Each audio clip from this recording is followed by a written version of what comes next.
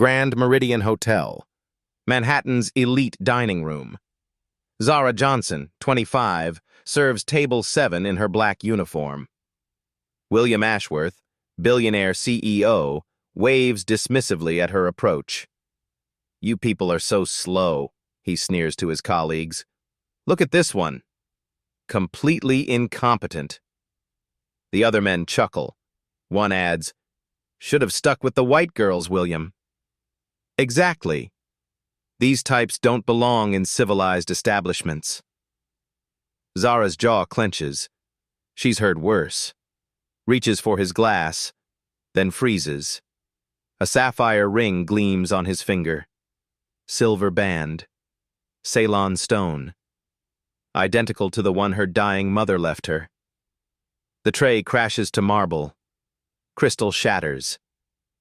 "My mom has that ring!" Silence explodes through the dining room. Every head turns. William Ashworth goes white as paper. His hands shake uncontrollably. Tears pour down his face. 26 years of secrets just died. Security escorted Zara out within minutes. No explanation, no chance to speak. Just cold marble under her feet and curious stares burning into her back. Brooklyn, 11:47 p.m. Her studio apartment, 400 square feet of cracked walls and dreams deferred. Zara kicked off aching feet, staring at the acceptance letter taped to her refrigerator. Harvard Medical School, full ride scholarship. Declined 2 years ago when mom's cancer bills hit. Sarah Johnson had fought stage 4 breast cancer with food stamps and prayer. Lost the battle. Left behind medical debt that would haunt Zara for decades. The jewelry box sat on her nightstand like a shrine. Inside, wrapped in faded tissue paper, lay the sapphire ring. Ceylon stone caught the streetlight from her window. Silver band worn smooth by decades of wear. "This ring holds our story, baby." Mom's voice echoed from the hospital bed. "Your daddy gave it to me when we were young and foolish enough to believe love conquered everything." Zara had rolled her eyes then.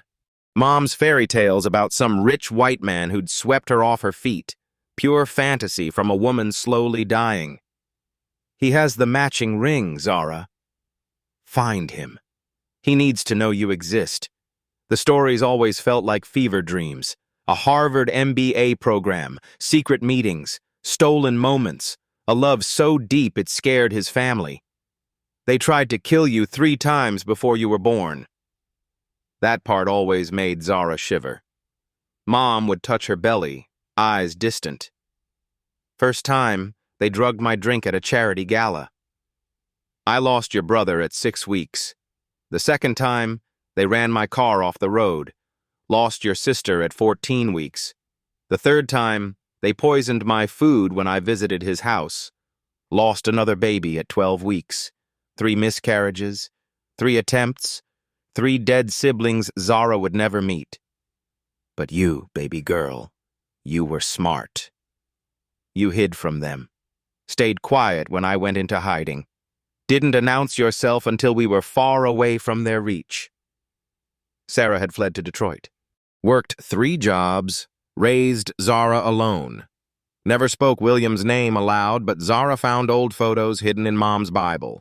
Harvard yearbook pictures, newspaper clippings about Ashworth Industries. The phone buzzed. Text from her roommate Keisha. "Girl, you're all over social media." Someone filmed the whole thing. #Ringgate is trending. Zara's stomach dropped. She opened Twitter. The video had 2 million views already. Clear audio. Perfect angle. Her voice cracked as she said those 4 words. William's tears streaming like a broken dam. Comments flooded in. "This girl is obviously lying for money. Gold digger alert. Why is the billionaire crying, though? Something's not right here." But buried in the hate, some voices of reason. Look at his reaction. That man recognized something. Those tears were real. You can't fake that kind of shock. Black stories matter. Let her speak. Zara Googled William Ashworth for the 100th time. Born 1968. Harvard MBA 1997. Never married. No children listed. Company worth $12 billion. But there was something else now. Something she'd missed before. A tiny newspaper clipping from Harvard Crimson, April 1997. Group photo of MBA graduates. William in the back row, arm around a beautiful black woman. The caption read, "Students celebrate graduation weekend." The woman looked exactly like Mom. Same smile, same eyes, same grace. Zara zoomed in on William's hand in the photo. A sapphire ring gleamed on his finger, the matching piece to the one sitting inches from her now. Her phone rang. Unknown number. "Is this Zara Johnson?" The voice was shaky, older. "Who's asking?" "My name is Margaret O'Sullivan. I was a labor nurse at Detroit General in 1998. I delivered you." Zara's heart stopped. "What?" "I saw the video. Recognized your mother's ring immediately. I've been carrying a secret for 25 years. About the night you were born. About the man who came looking for your mother. William Ashworth came to Detroit 3 times, 1998, 2003, and 2010, always asking about Sarah Johnson, always carrying flowers, always leaving heartbroken when we told him we had no record of her." The room spun. She gave a fake name. "Maria Santos. Your mother was terrified someone would find you both. Made me promise to never tell anyone about the birth. But that man, he loved her. I could see it in his eyes." Tears blurred Zara's vision. "Why are you telling me this now?" "Because lies have expiration dates, honey. And after 25 years, it's time for the truth to breathe." Margaret's voice softened. "Your mother made me swear on my children's lives that I'd never reveal your location. But she's gone now. And that man has been searching for you both ever since you disappeared." The line went quiet except for Margaret's breathing. "There's something else, Zara. Something your mother never told you about the night you were born." What secret had Mom carried to her grave? And why had William never stopped searching for them? Margaret's words hung in the air like smoke. "Your mother went into labor screaming a man's name, not your father's, someone else entirely." Zara gripped the phone. "What name?" "Michael." She kept crying, "Tell Michael I'm sorry. Tell Michael I tried to wait." But when I asked who Michael was, she went silent, refused to explain. The line crackled. Margaret continued. 3 days later, a man showed up. Tall, well-dressed, heartbroken. Said he was looking for Sarah Johnson and his unborn child. But the name on your birth certificate was Maria Santos. William came 3 days after I was born? Every nurse on the floor remembered him, this wealthy white man crying in our waiting room. He had a photo of your mother, pregnant. They looked so happy together. Zara's hands shook. What happened? Hospital policy. We couldn't give information about patients using different names. He left his contact information, begged us to call if we ever heard from Sarah Johnson. I still have his business card in my old nursing bag. The conversation ended with Margaret promising to overnight the card. Zara sat in darkness, pieces of a puzzle floating just out of reach. Morning brought new problems. Her phone buzzed with missed calls, voicemails from reporters, lawyers, people claiming to have information. Fame was a poisonous gift she'd never wanted. The New York Times had picked up the story. Headline: Viral video sparks questions about Billionaire's past. The article included screenshots from social media, expert analysis of William's emotional reaction, and speculation about the ring's significance. But it was the comments section that revealed the real story. Someone using the handle Harvard MBA 1997 had posted a long message. I was there. William Ashworth and Sarah Johnson were inseparable during our MBA program. She was brilliant, top 5% of our class. He was completely in love with her. But his family, they made it clear she wasn't welcome in their world. I watched him choose money over love. We all did. It destroyed him. Another comment from Boston Nurse 1990s. I worked labor and delivery at Boston General. 3 women came in during 1996 to 1997 with suspicious pregnancy complications. All claimed to be dating the same wealthy man. All had been drugged or poisoned. 2 died. 1 disappeared. The hospital covered it up. Zara screenshotted everything before the comments disappeared. Her laptop became a weapon of investigation. Harvard's online directory, alumni databases, newspaper archives from the late 1990s. Each search revealed more fragments of her parents' love story. The Boston Globe, October 15, 1996. Harvard student hospitalized after charity gala. The brief article mentioned an unnamed MBA student who suffered food poisoning at a fundraiser hosted by the Ashworth family. No follow-up stories existed. Harvard Crimson, December 2, 1996. Car accident sends 2 students to the emergency room. Sarah Johnson and an unnamed male student were treated for minor injuries after their vehicle hit black ice on Starrow Drive. Police found no evidence of foul play, but the accident occurred at 2 a.m. on a road Sarah never used. The pieces formed a terrifying pattern. 3 assassination attempts, 3 dead babies, 1 survivor. Zara called Harvard's alumni office, claiming to be a genealogy researcher. The administrative assistant was chatty and helpful. "Oh, Sarah Johnson," I remember her. "Brilliant student. So tragic what happened." "What do you mean?" "She disappeared during spring semester senior year. Just vanished. We heard rumors about family problems, maybe financial trouble. William Ashworth was devastated. He used to come to our office asking if we'd heard from her." "How often?" "Every few months for years. He funded a scholarship in her name. Full ride for underprivileged students pursuing medical degrees. Still active today." Zara's breath caught. The scholarship that had been offered to her 2 years ago. The one she'd declined because of Mom's medical bills. William had been trying to help her without knowing who she was. That afternoon brought a FedEx package from Margaret. Inside, a yellowed business card. William Ashworth, MBA candidate, Harvard Business School. Handwritten on the back, "Please call if you hear from Sarah. I love her. W." But there was something else. A Polaroid photo, faded and cracked. A young black woman in a hospital bed holding a newborn baby. On the back, Margaret's handwriting. Sarah Santos, Johnson, and baby girl, March 15, 1998, 3:47 a.m. Zara stared at her mother's face.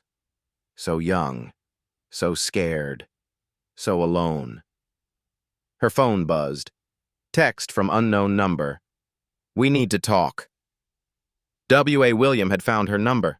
She stared at the message for 20 minutes before responding.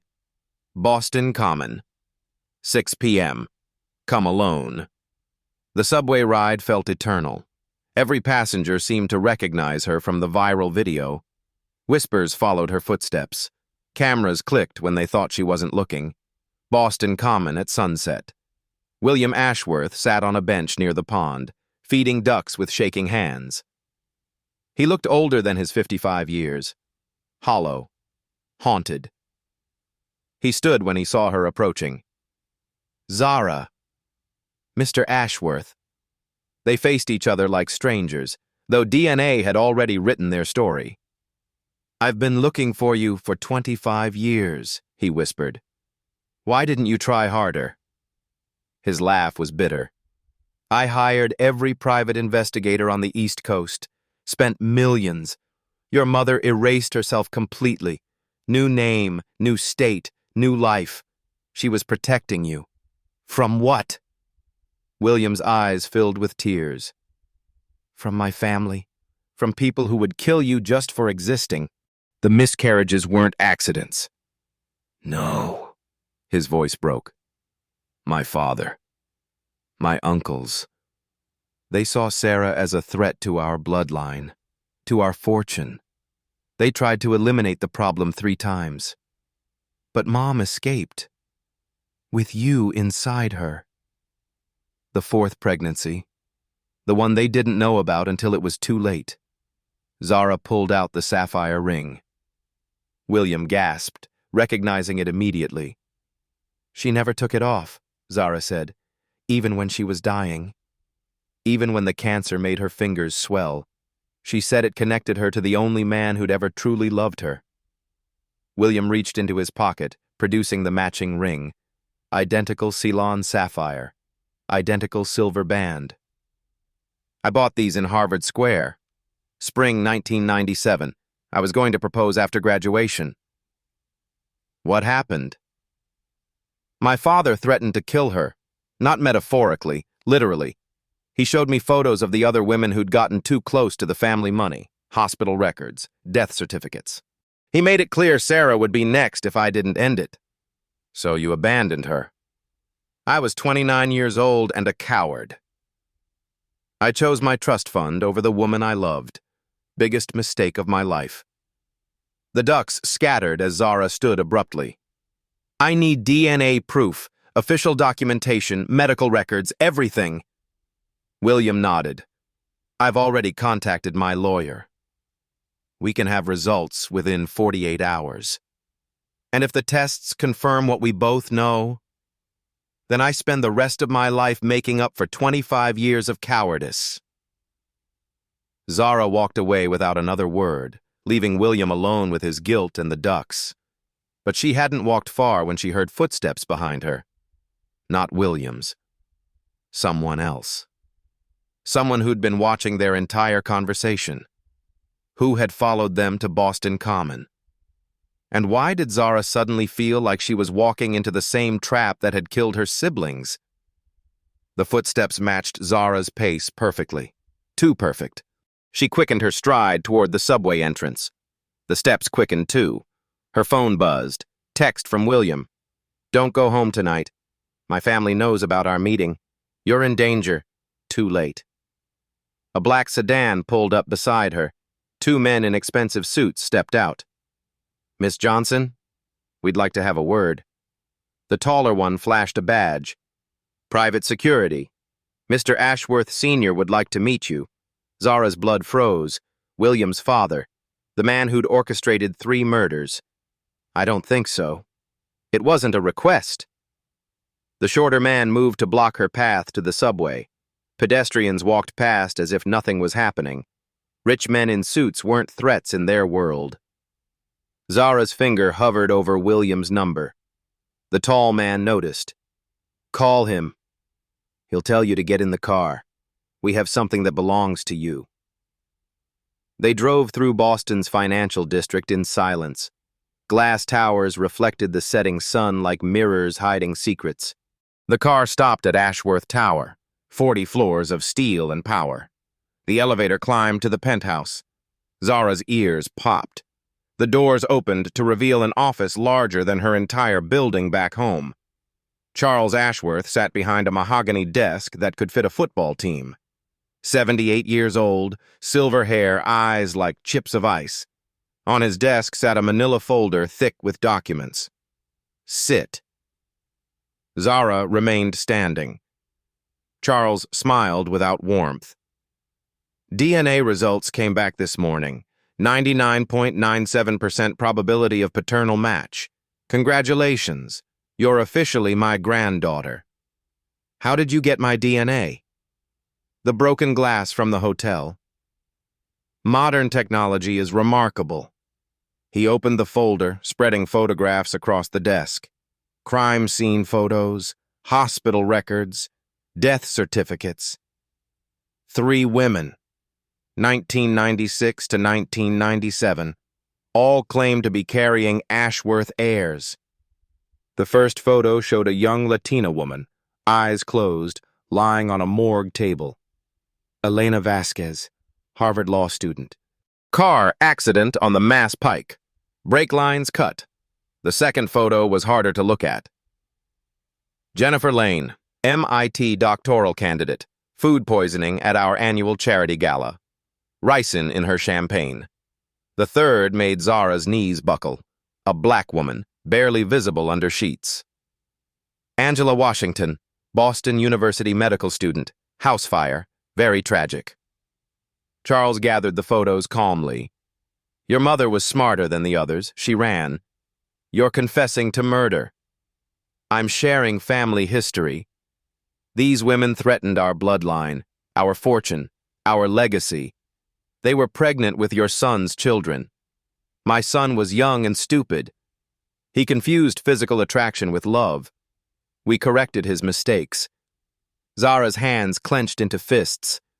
They were human beings. They were gold diggers who saw dollar signs instead of love, just like you. The insult hung in the air like poison. Charles continued, but you're different. You're already here, already born, already a problem that needs solving. Are you threatening me? I'm offering you a choice. He slid a check across the desk. $10 million. Made out to Zara Johnson. Take the money. Disappear. Change your name. Move to another country. Live quietly and comfortably for the rest of your life. And if I refuse, Charles's smile turned predatory. Then you join your mother sooner than expected. The office door opened. William burst in, face flushed with panic. Dad, what the hell are you doing? Cleaning up your mess. Again. William saw the check, the photos, the fear in Zara's eyes. You bastard! You killed them! I protected our family, just like I'm protecting it now. She's your granddaughter. She's a threat. Nothing more. William moved between Charles and Zara. I won't let you hurt her. You don't have a choice. The board met this afternoon. Unanimous decision. You're mentally unstable, unfit to run the company. Your trust fund is frozen pending psychiatric evaluation. The room spun around Zara. A corporate coup, planned and executed while she and William shared their first conversation. You orchestrated this entire thing, she whispered. Charles nodded. The viral video was unfortunate, but it gave us the opportunity we needed to remove William from power and eliminate you permanently. I won't take your money. Then you'll take a bullet. William stepped forward. You'll have to go through me first, if necessary. Father and son faced each other across 25 years of lies and violence. Zara saw the family resemblance for the first time. Same jawline, same determined eyes, same stubborn pride. But William had something Charles lacked, guilt that had transformed into courage. I let you kill the woman I loved, William said quietly. I let you murder my children. I let you turn me into a coward, but I won't let you touch my daughter. Charles pressed a button on his desk. Security guards entered from both sides. Escort them out. Make sure they understand the consequences of refusing our generosity. The guards moved forward. William raised his hands. Wait. I'll take the deal. Zara stared at him in shock. What? 10 million for her. But I want guarantees, written contracts, legal protection. William, no. Charles smiled triumphantly. Smart boy. Finally showing some family sense. I want the check rewritten to 50 million, and I want my trust fund restored. Ambitious. Why would I agree to that? Because I know where the bodies are buried. Literally. The room went silent except for the hum of air conditioning. William continued. Elena, Jennifer, Angela, they're not the only ones. I've spent 25 years investigating every suspicious death connected to our family. I have evidence, photographs, recorded conversations, enough to put you in prison for life. Charles's composure cracked slightly. You're bluffing. Try me.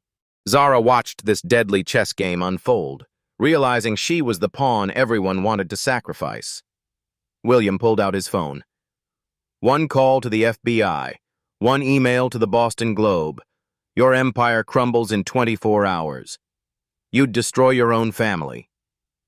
You destroyed it the day you started killing innocent women. Charles stared at his son for a long moment, then pressed the intercom button. Prepare a new check. 50 million, and reinstate William's accounts. Victory felt hollow in Zara's chest. She was rich now, but still hunted. William turned to her. Take the money. Disappear. It's the only way you'll survive. What about you? I'll handle my father. This isn't over, Charles said coldly. Money doesn't buy safety. It just makes you a more expensive target. They left Ashworth Tower as the sun set over Boston, 50 million richer, but infinitely more dangerous. William handed her the check outside on the sidewalk. This isn't what I wanted, Zara said. It's what we have. My father won't stop. He'll find another way to eliminate you. Then we fight back. With what? He controls the company, the board, and half the politicians in Massachusetts. Zara looked up at Ashworth Tower, 40 floors of corrupt power stretching toward the sky. We fight with the truth, all of it, every murder, every cover-up, every crime. That's suicide. Maybe, but I'm tired of running from ghosts. As they walked away, neither noticed the drone following them overhead, or the sniper scope tracking their movement from a building across the street. Charles Ashworth had agreed to pay $50 million, but who said he intended to let them live long enough to spend it? The red laser dot appeared on William's chest as they reached the street corner. Get down! Zara tackled him behind a parked car. The bullet shattered the windshield where his head had been seconds earlier. Screams erupted from pedestrians. Cars screeched to stops. William's face was pale with shock. He's not waiting, Zara panted. Your father wants us dead now. More shots peppered the car above their heads. Professional, calculated. The sniper had elevation and clear sight lines. William's phone buzzed. Text from Charles. You have 10 minutes to get to the harbor. Alone. Or the girl dies first. It's a trap, Zara said. Everything's a trap now. They army crawled between parked cars toward the subway entrance. The sniper adjusted position, trying to maintain visual contact. Red dots danced across concrete like deadly fireflies. A city bus pulled up, blocking the sniper's line of sight. They sprinted for the subway stairs as more bullets sparked off metal railings. Underground, surrounded by evening commuters, they finally caught their breath. Boston Harbor in 7 minutes, William checked his watch. Impossible even by cab.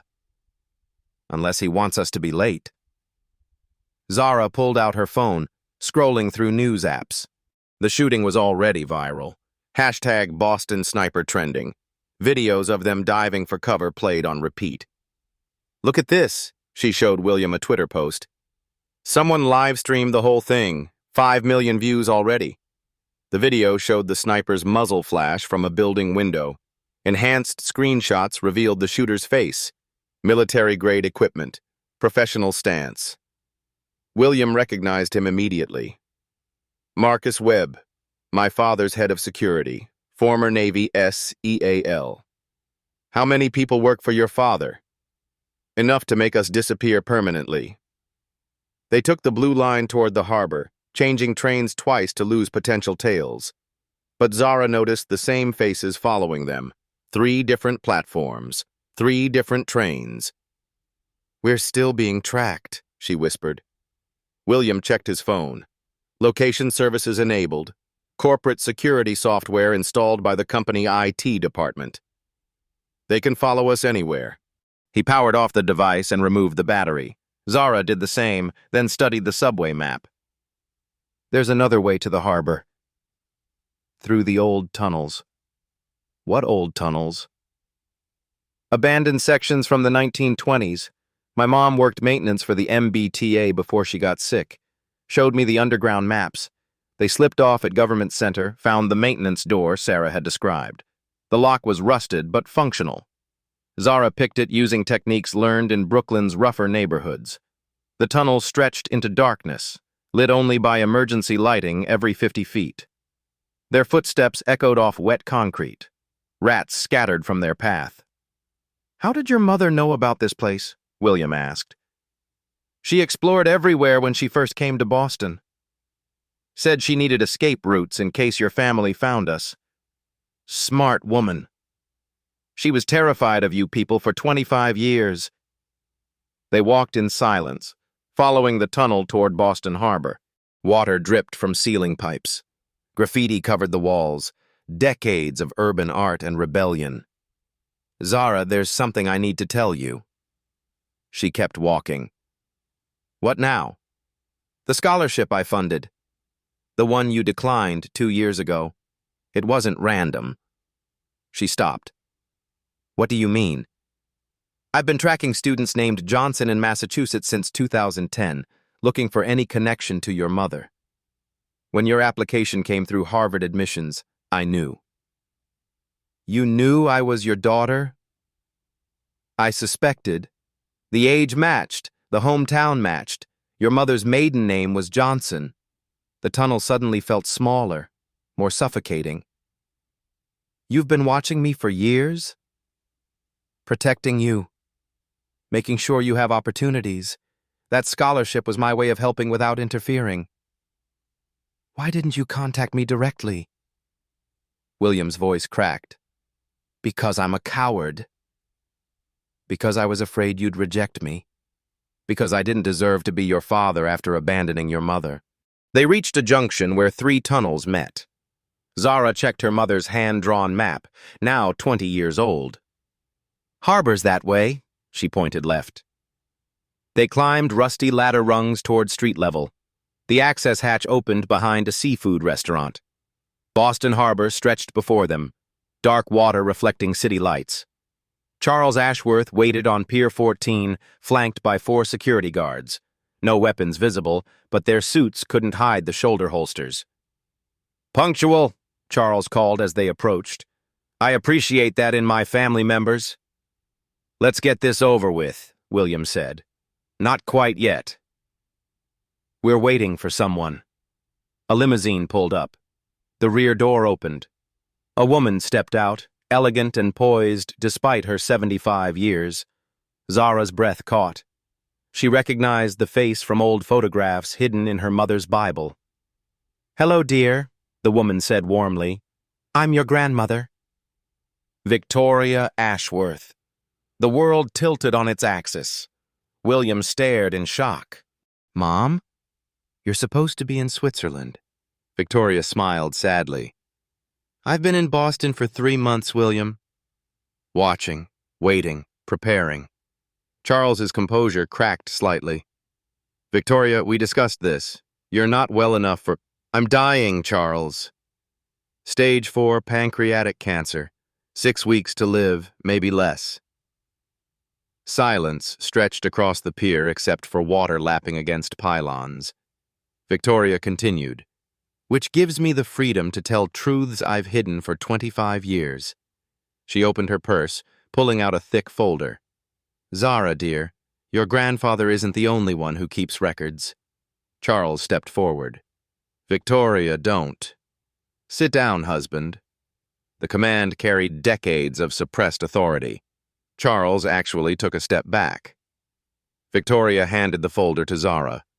Inside, bank statements, medical records, recorded conversations, photographs. "I was the one who warned your mother," Victoria said quietly. 3 times before each assassination attempt. William's jaw dropped. "What?" "I called her." Anonymous tips told her not to eat the food at the charity gala, Told her to take a different route home that night. Told her to leave town when she was pregnant with you. You saved my life, Zara whispered. I tried to save all of them. Elena, Jennifer, Angela. But I was too late for the first three. Charles's face turned purple with rage. You betrayed your own family. I protected innocent lives from your megalomania. Victoria turned back to Zara. There's more, dear. Your mother didn't just run to Detroit. She called me from the hospital after you were born, told me your exact location, asked me to make sure William could find you if something happened to her. But he never found us. Because I intercepted his private investigators. Redirected them away from Detroit. I wasn't sure if William could be trusted not to tell his father. William looked devastated. You knew where they were? For 25 years? I was protecting them from Charles, and protecting you from making another cowardly choice. I would have done the right thing. Would you? Or would you have folded under family pressure like you did in 1997? The accusation hung in the harbor air like fog.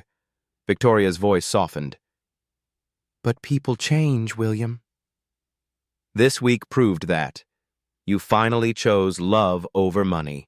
You finally chose courage over comfort. She turned to Charles. Which is why I'm giving you both everything. From her purse, she produced legal documents. My personal fortune, separate from Ashworth Industries, $200 million, split equally between William and Zara. You can't! Charles exploded. It's my money, earned through my family's textile business before I married you, completely outside your control. Victoria's next words changed everything. But there's a condition. You have to destroy Charles completely. Every crime, every murder, every cover-up. I have enough evidence to put him away for life. She smiled at her granddaughter. Your mother asked me to make sure justice was served. Consider this my dying gift to Sarah's memory. Charles lunged forward, but his security guards stepped between him and Victoria. Ma'am, the lead guard said respectfully, we work for Mrs. Ashworth. Not you. The peer fell silent as Charles realized his own employees had turned against him. Victoria coughed, blood speckling her handkerchief. Loyalty is earned, Charles. You never understood that. But as Victoria collapsed from her cancer and Charles faced total defeat, none of them noticed the bomb timer counting down beneath Pier 14. Charles Ashworth had one final devastating move left to play. The bomb's digital display glowed red beneath the pier, 0447, 0446, 0445. Everyone off the dock, William shouted, helping his mother to her feet. Charles smiled coldly. Remote detonator, one button press and we all die together. You're bluffing, Zara said. Try me. I've got nothing left to lose. Victoria coughed up more blood, but her voice stayed strong. Charles, there are innocent people on nearby boats. Families. Children. Collateral damage. Just like Elena, Jennifer, and Angela. The security guards looked nervously at each other. Trained killers, but not suicidal ones. William's phone, battery reinstalled, buzzed with incoming calls. The media had tracked them to the harbor. News helicopters circled overhead. Camera crews set up on adjacent piers. This is live television, William said. Millions watching. Perfect. They'll witness the end of the Ashworth dynasty. But Charles had miscalculated. The media attention was exactly what Victoria needed. She pulled out her own phone, connecting to Instagram Live. 200,000 viewers joined immediately. Hello, everyone. I'm Victoria Ashworth, wife of billionaire Charles Ashworth, and I'm about to expose 25 years of murder. Charles lunged for her phone. His security guards blocked him. Ma'am, we can't let you threaten Mrs. Ashworth, the lead guard said. Victoria continued streaming. My husband has killed at least 4 young women. I have proof. She held up the evidence folder toward her phone camera. Bank statements showing payments to assassins. Medical reports proving poisoning. Audio recordings of Charles ordering hits. Elena Vasquez, Harvard Law, 1996, murdered by ricin poisoning. The viewer count climbed to 500,000. Jennifer Lane, MIT doctoral candidate, 1997. Car accident, brake lines cut.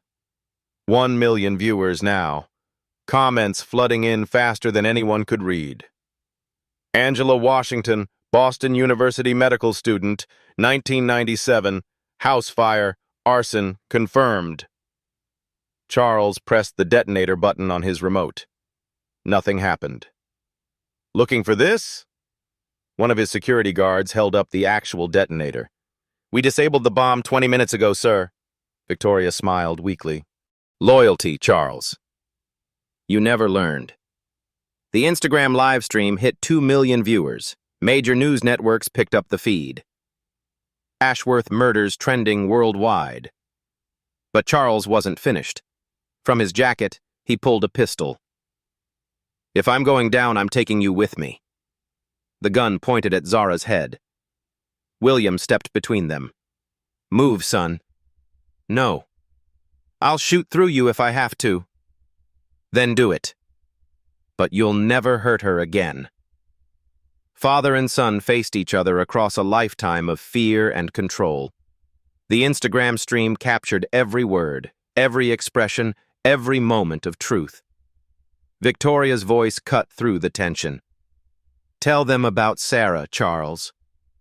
Shut up. Tell them how you tried to kill my granddaughter 4 times before she was born. The viewer count reached 3 million. International media picked up the story. # Black Stories Matter began trending alongside # Ashworth murders. Tell them about the poison you put in Sarah's food when she visited our house. Charles's hand shook. The gun wavered.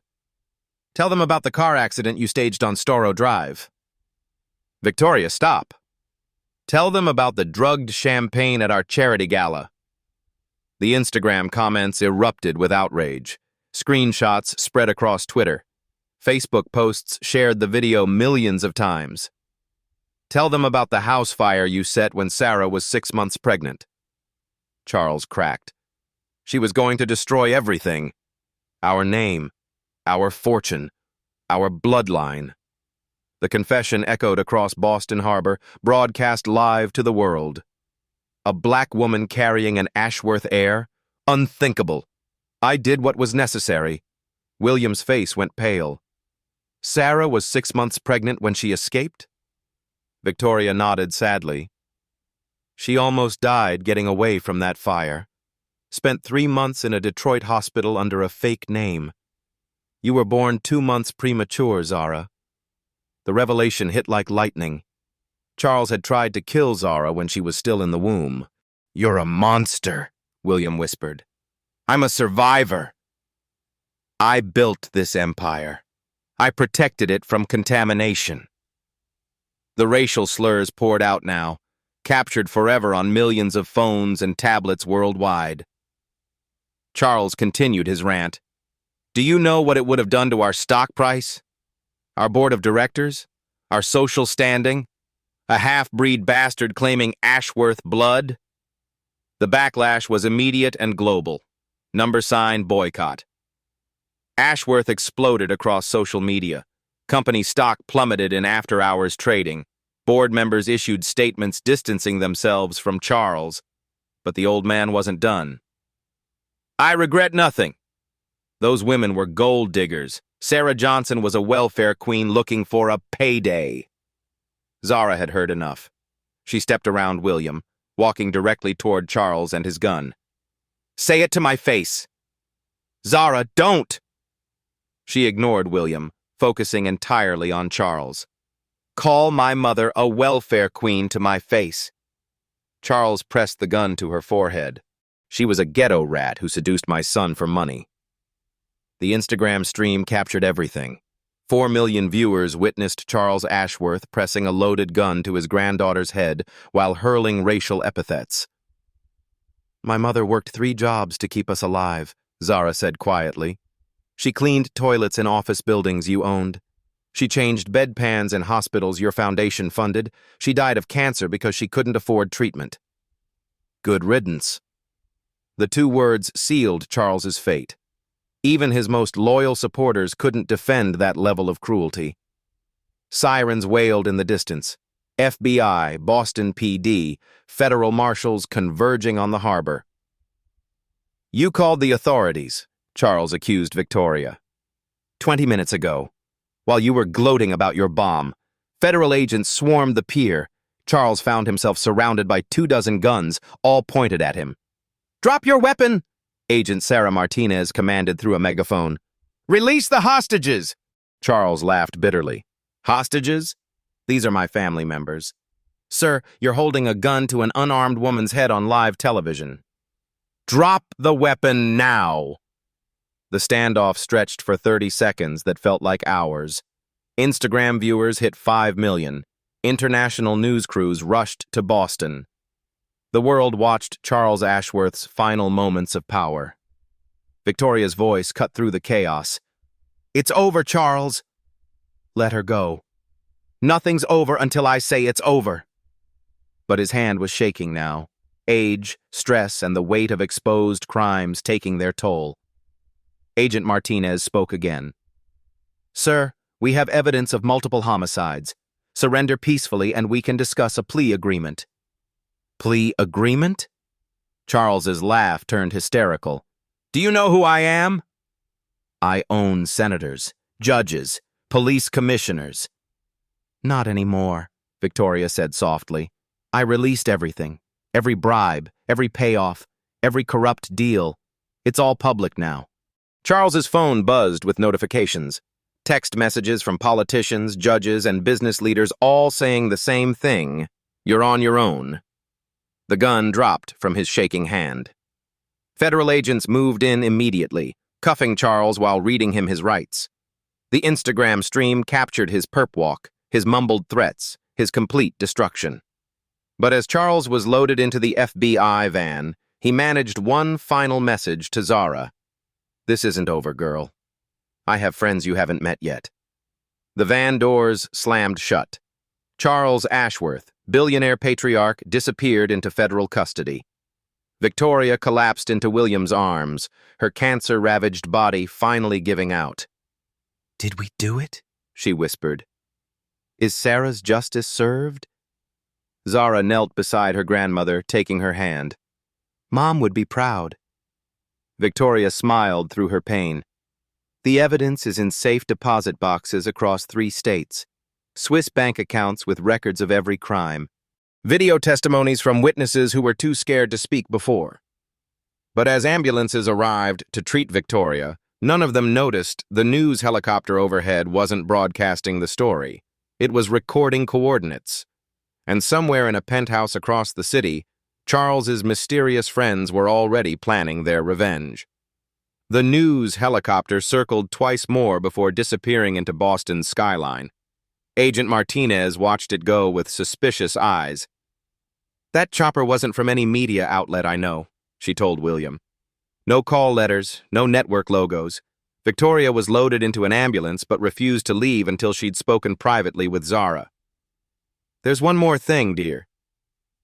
Victoria's voice was barely a whisper. Charles wasn't the only one involved in those murders. What do you mean? A consortium. Wealthy families who've been eliminating threats for decades. The Ashworths were just one member. Victoria pressed a flash drive into Zara's palm. Names. Bank accounts. Evidence of their other crimes. I've been collecting proof for 20 years. The ambulance doors closed. Victoria's final gift. Ammunition for the war that was coming. Within hours, Charles's friends made their move. Zara's Brooklyn apartment was ransacked. Her roommate Keisha called, terrified. They were looking for something. Asked about rings and flash drives. William's penthouse was invaded too. Professional job. Nothing was stolen, but everything was searched. They met at Boston's FBI field office, hoping federal protection would keep them safe. Agent Martinez reviewed Victoria's flash drive with a growing alarm. This implicates 12 billionaire families, senators, federal judges, even some FBI executives. How do we know who to trust? Zara asked. We don't. But I know someone who can help. Martinez made a secure call to Washington. Within 2 hours, a woman in her 40s arrived by private jet. Sharp suit, sharper eyes, moving with quiet authority. Deputy Attorney General Catherine Walsh, she introduced herself. I've been tracking this consortium for 8 years. She spread photos across the conference table. Faces Zara recognized from society magazines and business journals. The Circle, Walsh explained. 12 families who've controlled American wealth for over a century. When outsiders threaten their power, they eliminate them. Like my mother. Your mother was just the beginning. They've killed hundreds, made it look like accidents, suicides, random violence. Walsh's next revelation chilled them all. Charles Ashworth was the weakest link. They're probably planning to eliminate him in federal custody to prevent further testimony. Can you stop them? Not from inside the system. Too many compromised officials, but there's another way. Walsh pulled out classified documents. Tomorrow night, the Circle meets at a private estate in Martha's Vineyard. Annual gathering to discuss problems and solutions. We've never been able to get inside. What are you suggesting? You go in, wearing a wire. Get them to confess on tape. William shook his head. That's suicide. They'll kill her on sight. Not if she comes as Charles's representative. The plan was insane, but brilliant. Zara would pose as Charles's granddaughter, claiming to have inherited his seat in the Circle. The wire would capture their discussions about past murders and future targets. They know Charles was arrested, Zara pointed out, but they don't know about Victoria's evidence.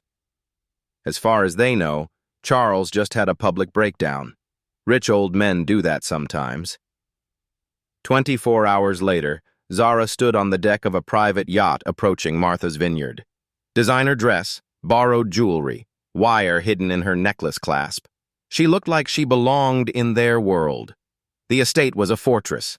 Private security, electronic surveillance, no cell phone signals. 12 of America's most powerful families gathered in a room worth more than most countries' GDP. Richard Pemberton, oil fortune, acted as host. Ladies and gentlemen, it seems we have a new member. Charles's granddaughter has requested to address us. Zara stood, every eye in the room evaluating her like a stock purchase.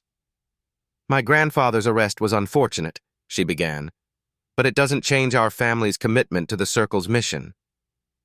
And what mission is that? Asked Eleanor Whitmore, pharmaceutical heiress. Protecting our interests. Eliminating threats.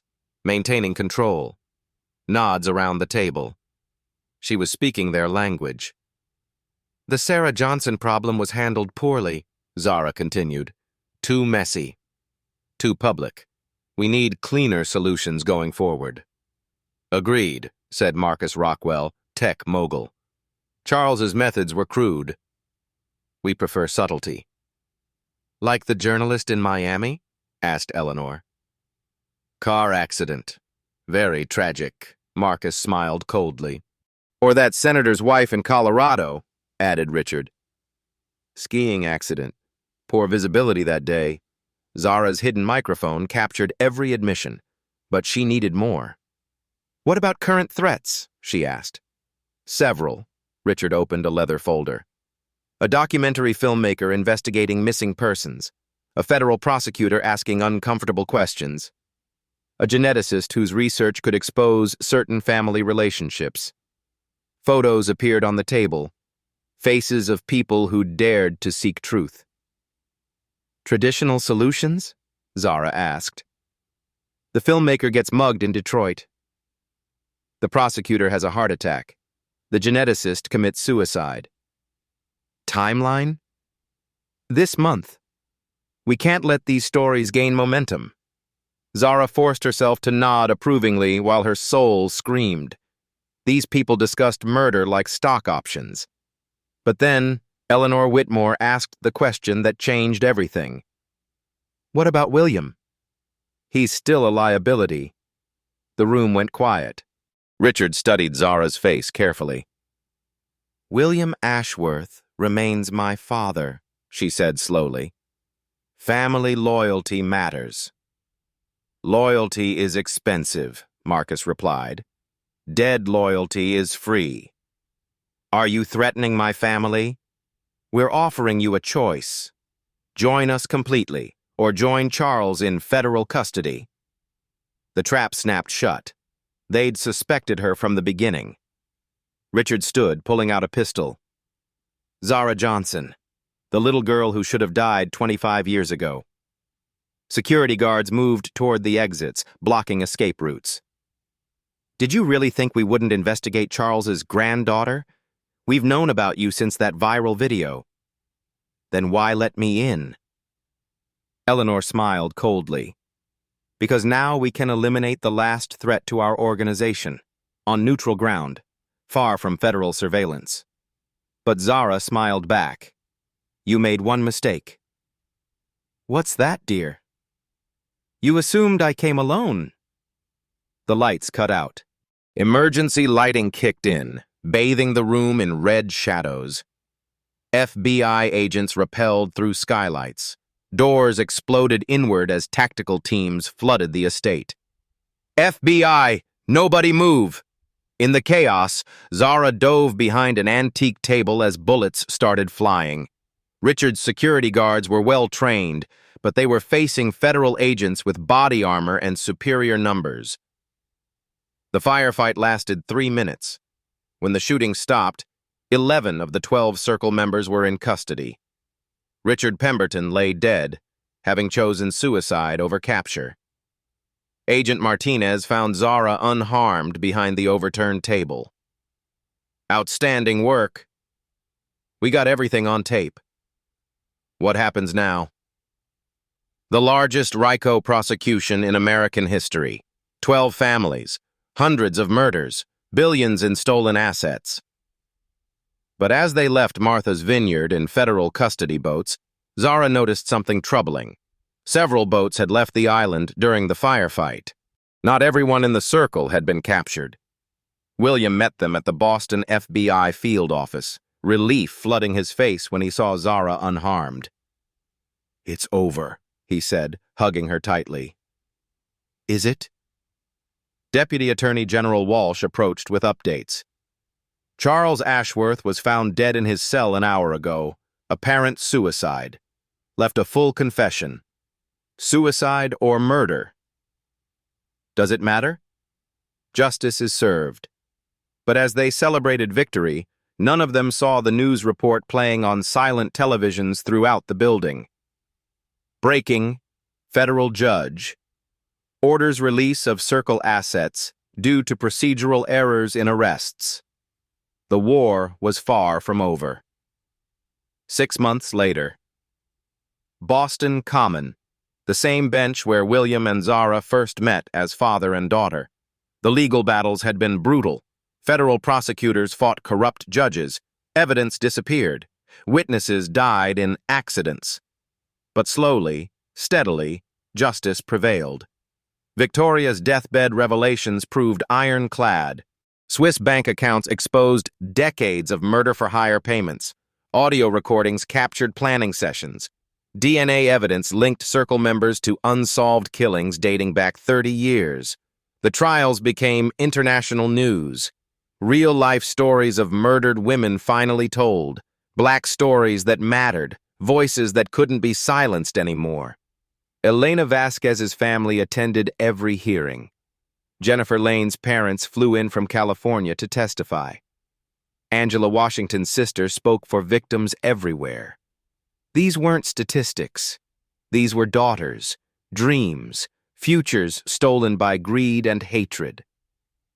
Zara sat in the front row of each trial, wearing her mother's sapphire ring, a symbol of love that survived murder attempts, of truth that conquered lies. The verdicts came down like thunder. Guilty. Life without parole. Guilty. Life without parole. Guilty. Life without parole. 11 billionaires reduced to federal prison numbers. Their empires dissolved, assets distributed to victims' families and social justice organizations. But the real healing happened quietly, away from cameras and courtrooms. William sold Ashworth Industries, donating the proceeds to establish the Sarah Johnson Foundation. Medical scholarships for underprivileged students. Legal aid for families fighting corrupt systems. Housing assistance for single mothers. Mom always wanted to help people, Zara said at the foundation's launch. Now she can help them forever. Harvard Medical School welcomed Zara with open arms. Full scholarship, naturally. She'd decided to become a forensic pathologist, giving voice to victims who couldn't speak for themselves. The matching rings became more than symbols. William had them studied by historians, genealogists, archaeologists. The story emerged slowly. Sarah had bought the rings at a Cambridge antique shop. Ceylon sapphires mined in 1923. Silver bands crafted by Tamil immigrants. The shopkeeper's grandmother had worn one during her journey to America, fleeing colonial oppression. Even the rings have stories of survival, William marveled. Father and daughter spend every Sunday together now, making up for lost time, learning each other's languages, his world of corporate responsibility, her world of social justice. I dream about her sometimes, Zara confided one afternoon. Mom, she's young again, healthy again. Tell me she's proud. She should be. You finished what she started. We finished it. Together. The documentary premiered at Sundance Film Festival, The Ring Truth, A Daughter's Journey to Justice. Zara narrated her own story, her voice carrying strength earned through pain. Critics called it powerful. Survivors called it necessary. Hollywood called it Oscar-worthy. But Zara cared most about the phone calls. Messages from young women who'd watched the documentary and found courage to report their own abusers. Men who'd confronted their own racism. Families who'd started difficult conversations about prejudice and power. Real change happens one person at a time, she said in an interview. One story at a time, one truth at a time. The foundation grew beyond anyone's imagination. Offices in 12 cities, programs in 30 states, international partnerships fighting corruption and violence. Victoria's final gift kept giving. Hidden accounts continued surfacing, each one funding new programs.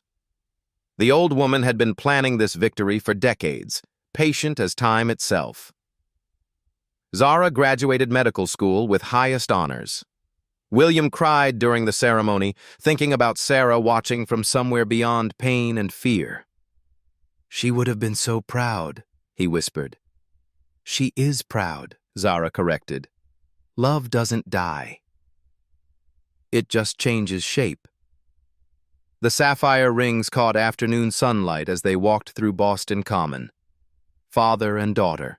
Survivors of a war that lasted 25 years. What now? William asked. Now we keep fighting. Keep telling stories. Keep seeking justice. For how long? Until every voice is heard, until every story matters, until love always wins. The camera pulled back slowly, showing them walking together toward the future. Two people who'd found each other across decades of separation, who'd chosen courage over comfort, who'd proven that truth, however buried, always finds a way to breathe.